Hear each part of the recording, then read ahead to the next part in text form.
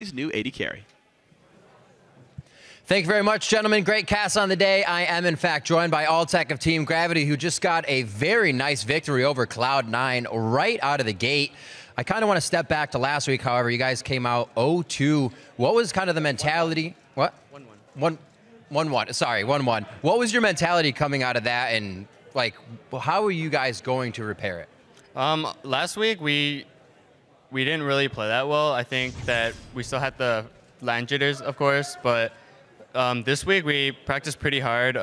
We didn't really know what they were going to play. Like, we expected some of the picks, but we didn't know how strong they were because they're obviously training really hard. So I'm really glad that we got a game off them. And you seem much more confident now on this team. What's it kind of been like you for that transformation, moving from team to team now, different supports? How are you feeling now, and what's the season going to be like? I'm feeling like I can definitely do a lot more things on this team. Like, if I don't carry, then someone else will carry, you know? And I think a lot of it just, Cop has helped me a lot, basically. He's helped me improve, and I think he's like molding me into a team player, kind of. How much easier is it for you to kind of like receive that information and become a better player now? It's easy because he used to be an AD player, so like, whatever, I respect him as a player, and as a coach, and it's really easy for me to just take criticism and learn. Well, it definitely seems to be paying off, as we just saw in the game. I want to touch on tomorrow for the last question. You guys are going to be playing Team Liquid now. Could be looking at a perfect record if they are able to take you guys out. What are you going to do to stop them? Today they looked really, really strong, but I think we played really like slowly this game. So I think we have a better strategy in terms of later game. So I think that can help us out. All right, Alltech, thank you very much for the interview. Best of luck in the rest of the split. We're going to throw it back to the analyst desk now to break down more on that game. Thank you, Riv. Fantastic win there for Gravity. What I want to look at is a lot of some heady stuff here. So we're going to jump right into our first replay, which is the early game map movements made by both teams. I was so impressed by this level 1 strategy from Gravity. And it all basically started with this one deep ward, and then there's a series of conditionals that basically Gravity do just right. So let's just start rolling this right now, because Meteos tries to take the slow route around because they knew this ward is here so he doesn't get spotted by Gromp. But obviously he doesn't want to waste time, so he does get spotted. That is immediately pinged. And this is the coolest part, because Move starts on his red buff, which is the weak side of the map. A risky start, but we're going to get to see this pay off huge. Gravity's bottom lane shows bottom, which basically tells you, since they did Gromp, that a 4-man dive is coming. And Cloud9 knows this, so Meteos wants to hit level 3 before that happens and run all the way down to the bottom lane. But this is why it's so cool, is because Gravity is one full step ahead. By Move going red to red, they automatically beat where Cloud9 started. And all of this was contingent on that very first ward. Once that happened, Cloud9 really didn't have many best decisions. The way Cloud9 plays this is it looks like in the game that they're late to the bottom. But that's only because Gravity was so early to that dive. Because they got 4 people bottom before Cloud9 could get 3, they're completely zoned off the turret. And they're also 3 buffed. Like, everything went well for Gravity this early game, and it set them on a very good path in this game. And as we saw there, like, it was really brilliant. We were so impressed by that start. Yeah, you can see all the minions there dying at the end, denying the CS from Rise, getting Alltech that huge lead.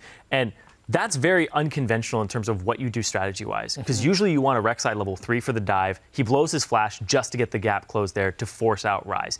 Overall, it was absolutely amazing, and I was really surprised that Elimination on his classic Nautilus did not go for a strong side invade, because he could have pushed Rek'Sai off of it, and Move knew it was safe because of that ward. Because as soon as he saw Elimination there, he's like, oh, this is 100% going to work out, and Haunter does Raptors, wraps right around and comes down. Really, really, really, really just premeditated, great play, and it caught Cloud9 off guard. Yeah, I think one important thing to recognize there is that any other standard dive like that, they would have been there in time, right? But as you pointed out, Rek'Sai skipping one camp, not needing to go for that level 3. And every time I see one of these dives where it's like 4 people are there and they got beaten to the punch, and it's the 3 people on the outside have to just sit around, there doesn't seem to be, once you get to that point, a good choice. Because after that, you see like 3 people go like, oh, we have to do Raptors now, and we have to try to gank mid. Yeah, basically what most teams do is they'll have 3 people down there, and they'll just try and find a window to sneak under the turret. But it so easily ends in defeat, which is why it was technically the right play for Cloud9 to abandon that turret. But just because of the early game, it ended up just destroying them. Yeah, I don't think there's a right move at that point, because it's like the right move was 45 seconds ago. Yep. And at that point, the gank mid is telegraphed, so it's very easy for, you know, Keen to walk right back up the lane, avoid that gank. Sneaky's getting the freeze up top, but that's, you know, at the end of the day, it's not enough. That CS differential that we saw is like, not enough. Yeah. So at this point, as you mentioned, there weren't too many good decisions there for them at this point. Now we move further into the game. We're going to jump into our next replay, because this is Cloud9's attempt to even things up. Yeah, they had given up the previous 11 Dragons to their opposition, 5 against TSM, 4 in the next game, and they were down 2-0 here. So Cloud9, they just wanted the Dragon. But honestly, because they were down so many early turrets, this was the only team fight that could actually get them back in the game. So I don't fault them too bad for trying this fight. It just had a low probability of working. Let's roll this clip right now and basically see Cloud9 played this fight decently, right? Balls is in the middle of the fight, not getting focused immediately. They get a good bit of damage down onto Keen, as we're going to see in a second.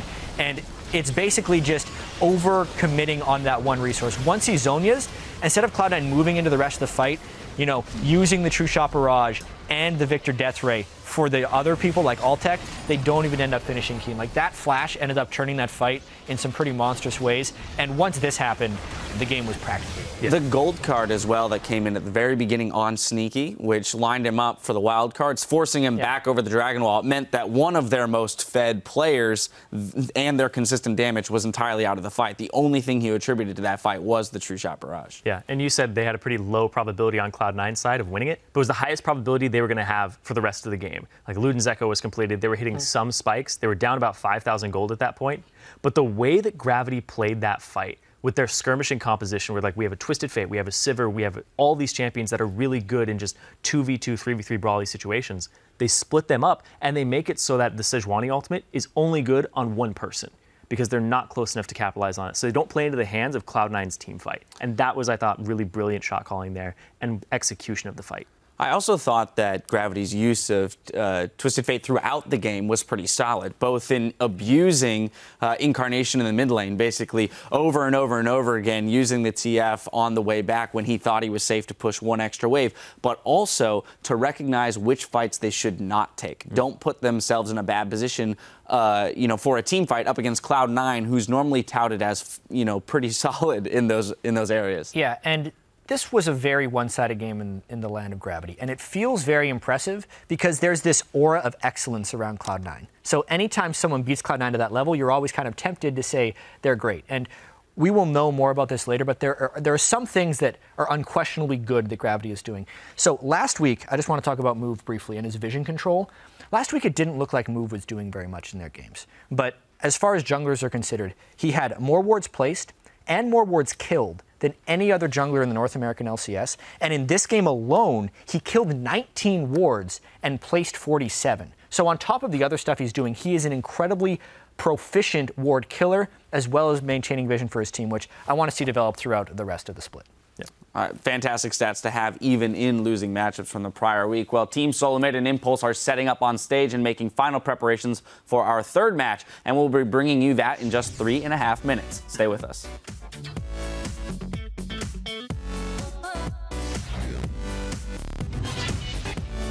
What do you do when your ear is like scratchy? You scratch it. Oh, scratch the headset? No, you take off the headset, you scratch your ear. E to lobby, please. The ult is Zaba 7 heal means another gold card will likely lock it in. Nice! Pushman. Kill goes to Balls. Incarnation stays alive so far. Keen getting just evaporated. Pops the Zonia's levitation flashes out. I'm on Rise. Rise. Nice. Go. Sedra ignore now. Go tell us no flash. Nice. But Lemonation gonna drop down way too quickly, and Keen's gonna find Balls with the gold card. Double kill for Hansers Maokai. Balls goes down to Altec. Now the push on towards Meteos and Lemon. At the same time, a triple kill for the new AD carry. Gravity in 35 minutes knocks down Cloud9. Improves to 2-1.